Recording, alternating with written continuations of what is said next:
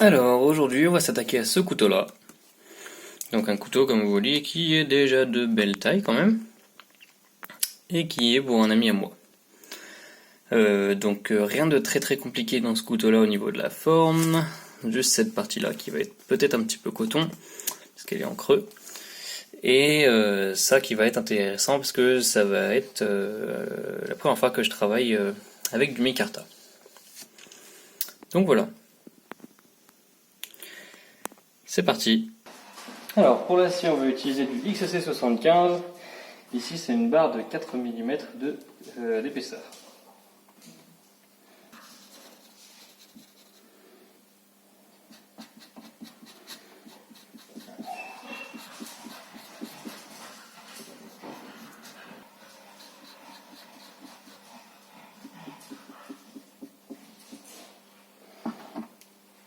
Comme d'habitude avec la meuleuse, on fait très attention, on utilise les protections nécessaires, donc des lunettes pour les yeux, des boules pour les oreilles, un masque pour la poussière.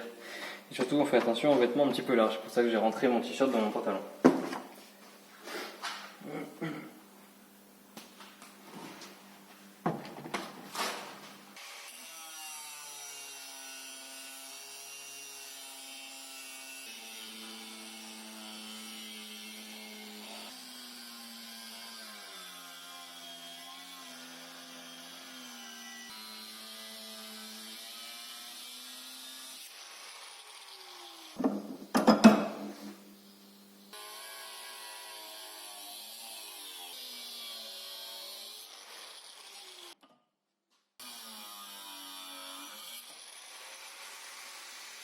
Même en étant sûr qu'ici on utilise de l'acier carbone, donc comme je l'ai dit du XC75, avec je crois 0,75% de carbone. Un autre indicateur de cet acier carbone, enfin d'un acier carbone en général, c'est l'aspect des étincelles.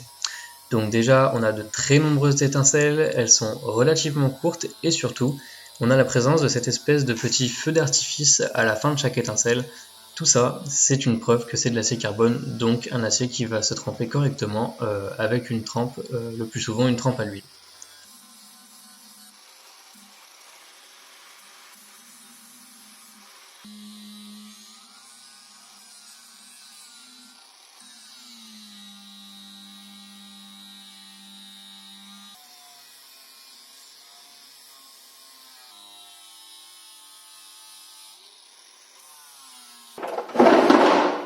Alors maintenant qu'on a la forme globale du couteau, on va utiliser une bande de grain 40 pour donner toute la forme finale, se rapprocher des lignes en fait, et ensuite on nettoiera avec une bande de grain 80.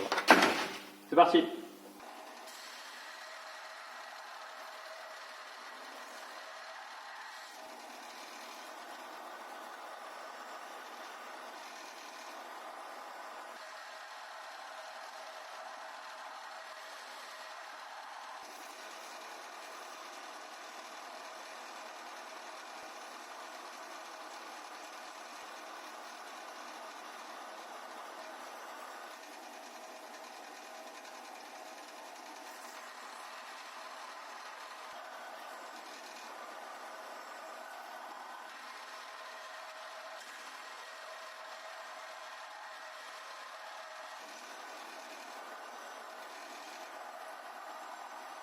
Donc voilà. Donc le profil du couteau a été réalisé. Et maintenant, on va percer nos trous. Alors c'est à cette étape-là qu'il faut le faire. Il ne faut pas le faire...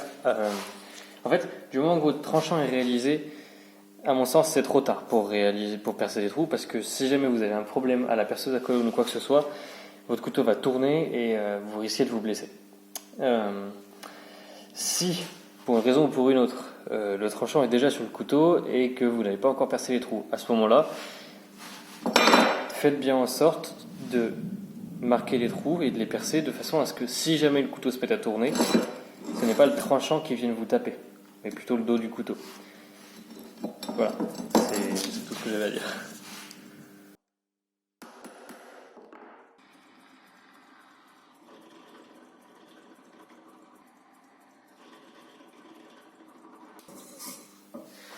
Voilà, donc les deux trous pour les rivets ont été réalisés. Maintenant, je vais réaliser une série d'autres trous pour pouvoir permettre en fait d'alléger le manche et aussi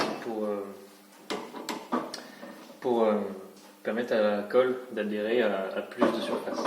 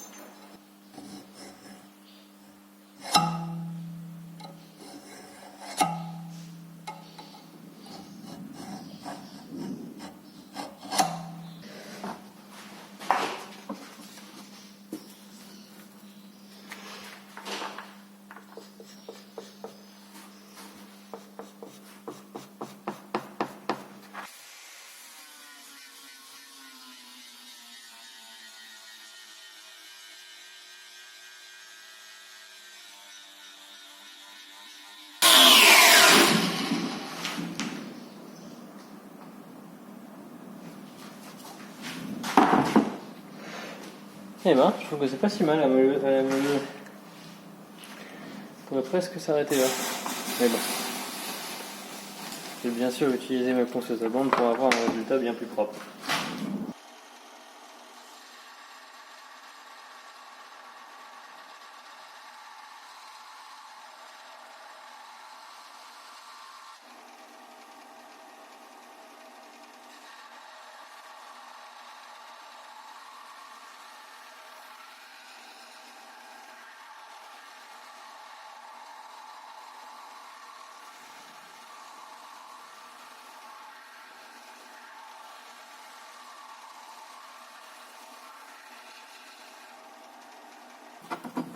Donc voilà ce qu'on a après nettoyage, on va dire, à la ponceuse à bande, après avoir passé à la ponceuse à bande. Ça va, je suis plutôt satisfait du résultat. C'est pas une machine qui est très précise, ni ce qu'il y a de mieux pour travailler le métal, mais ça fait le boulot. Voilà. Il ne reste plus qu'à tremper le couteau et maintenant on va s'attaquer au matériau pour le manche. Je ne vais pas aller plus loin dans la finition, simplement parce que le futur propriétaire veut une texture rude de trempe et simplement un tranchant poli à la ponceuse. Donc ça sert à rien que je m'acharne à faire du polissage avant. Maintenant on va s'occuper des matériaux pour le manche. Et donc il nous faut du chêne et aussi notre fameux micarta. Alors voilà les matériaux qu'on va utiliser. Donc un morceau de chêne qui a des jolis reflets comme on peut le voir ici. Et du micarta que j'ai fait moi-même. Donc il est composé d'une superposition de couches de serviettes en papier, je crois. Donc des vertes et des bleus clairs pour donner cette couleur un petit peu turquoise. Et peut-être que au final les différentes couches vont se voir lorsque je vais me mettre à travailler ce matériau. Donc je vais découper ce qu'il nous faut pour le manche. J'ai pas besoin de beaucoup pour chaque morceau. Hop. Donc en chaîne il va nous falloir ça. Et en micarta il va nous falloir tout ça. Sachant que mon chêne est beaucoup plus épais que le micarta, donc en fait ce que je vais faire, c'est que je vais coller, superposer deux couches de micarta de cette manière-là.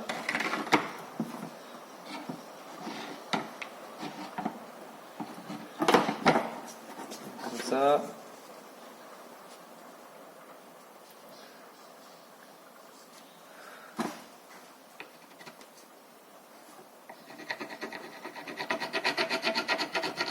Et que ça, on va voir le premier.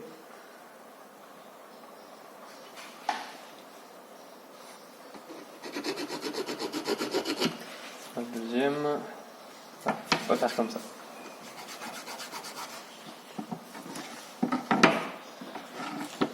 Plutôt sacrifier l'autre côté. Et de cette manière-là, on va se garder la partie centrale qui permettra la réalisation d'un autre couteau. Voilà.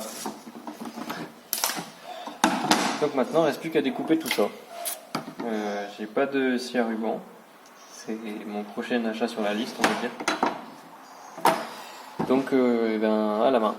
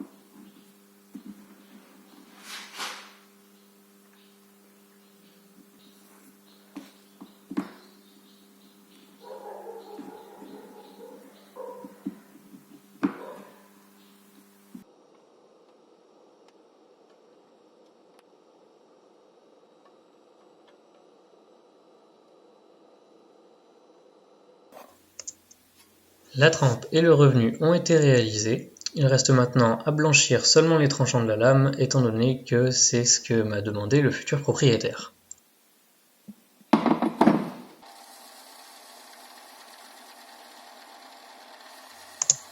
Une fois que la trempe a été réalisée, le couteau est devenu beaucoup plus dur. Du coup, pour pouvoir affiner le tranchant et tout nettoyer, on pourrait avoir tendance à appuyer un petit peu plus fort. C'est une erreur qu'il faut éviter parce que si la température passe au-dessus des 200 degrés, à ce moment-là, ça va modifier toutes les propriétés que vous avez données au couteau grâce aux différents traitements thermiques. Et si l'acier bleuit, à ce moment-là, tous les traitements thermiques sont à refaire. Une fois que j'ai réalisé le plus gros du blanchissement, on va dire, de la lame, avec du grain 80, je passe avec une bande de grain 400 pour nettoyer tout ça, et ensuite on passera à une bande de grain 1000 pour donner un aspect beaucoup plus fini à la lame, même si à mon sens une finition de ponceuse n'est pas vraiment une finition acceptable en termes de couteau très abouti. Mais bon, étant donné que ce couteau va être utilisé, ça sert à rien de lui faire un polissage à main qui pourra se rayer beaucoup trop facilement.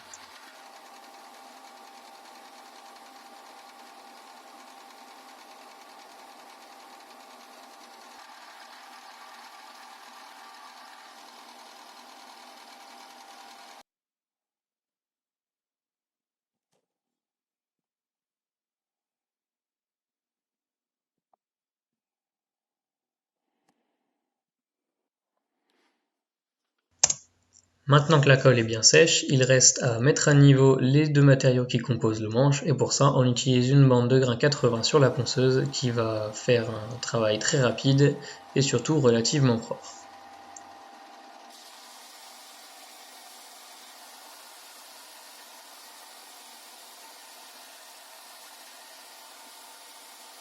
Petite mise en garde, ici je travaille avec du micarta, donc c'est un matériau qui est très toxique. J'ai pour cela acheté ce masque-là avec des filtres qui vont me permettre d'éviter de respirer la poussière de micarta qui peut en effet s'avérer assez toxique. Un masque en papier, on va dire, est un minimum, même si à mon sens ça ne suffit pas. Maintenant que j'ai acheté ce casque, je peux vous garantir qu'il existe des masques à des prix abordables, donc il vaut mieux investir pour protéger sa santé.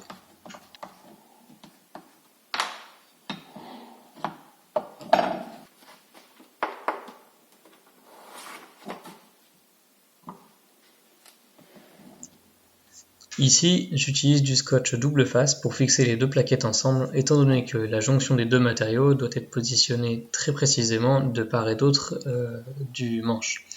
Ne faites pas la même erreur que moi, si vous utilisez un scotch aussi fort, utilisez-en plutôt des petits morceaux, parce que j'ai bien galéré pour séparer les deux plaquettes après. Mais bon, au final j'ai réussi, et la position des deux matériaux est bien la même de part et d'autre du manche.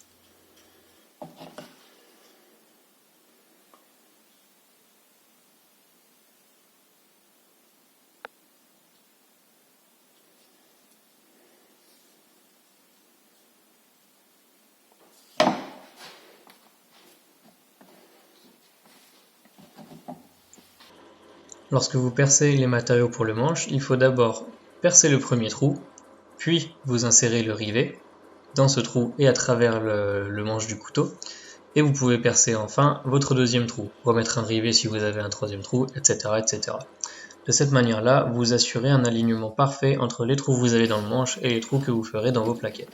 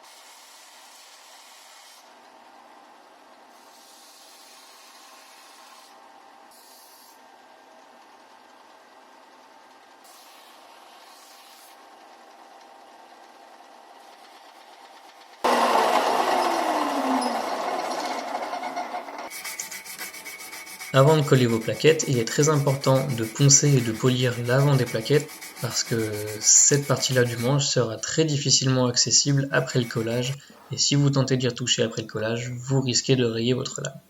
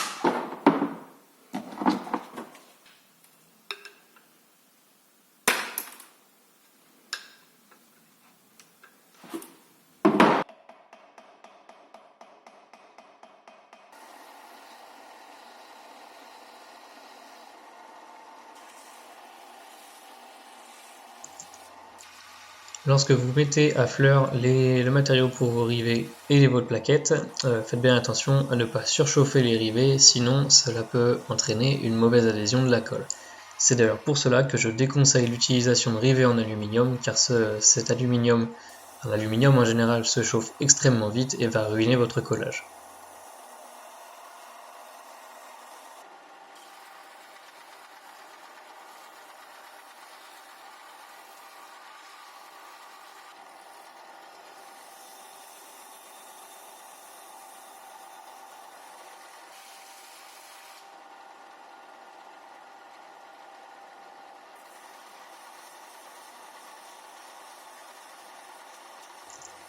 Ici, je crée un creux à la jonction entre le bois et le micarta pour une raison principale, le confort. C'est-à-dire que le bas de votre main va venir se positionner exactement dans ce creux-là et ça va permettre de vraiment verrouiller la main dans ce creux et ainsi d'avoir une bien meilleure prise en main sur le couteau. Et aussi, accessoirement, ça permet de montrer un petit peu plus de ce matériau de micarta.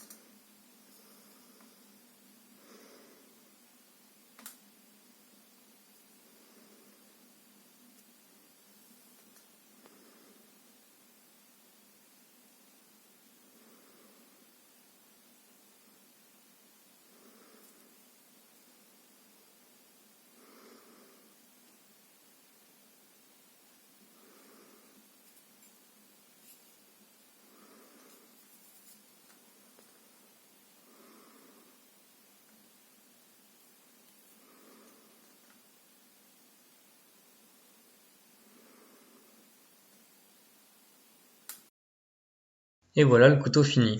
Donc un couteau de bonne taille qui, comme vous l'avez vu, est très tranchant. Pas trop lourd pour un couteau, ou du moins pour ce type de couteau, il est juste assez lourd pour donner une puissance de frappe suffisante. Globalement, je suis content du résultat, les tranchants sont pas si mal, mes plats en brut de forge ont une belle texture, Le chêne a un très beau veinage, mais je suis un petit peu déçu par ce micarta. On a quelques petites bulles par-ci par-là. Les contrastes entre les différentes couches de tissu que j'avais utilisées ne sont pas assez visibles. Et le plus gros défaut, à mon avis, c'est que le collage que j'ai réalisé entre les deux épaisseurs de micarta n'est pas assez invisible à mon goût. On voit la couche de colle que j'ai utilisée. Donc c'est pas à refaire, ou du moins il faudrait un matériau un petit peu plus foncé que ça. Voilà, donc si vous avez aimé la vidéo, n'hésitez pas à vous abonner, laisser un commentaire, laisser un j'aime, me faire des suggestions, et je vous dis à la prochaine.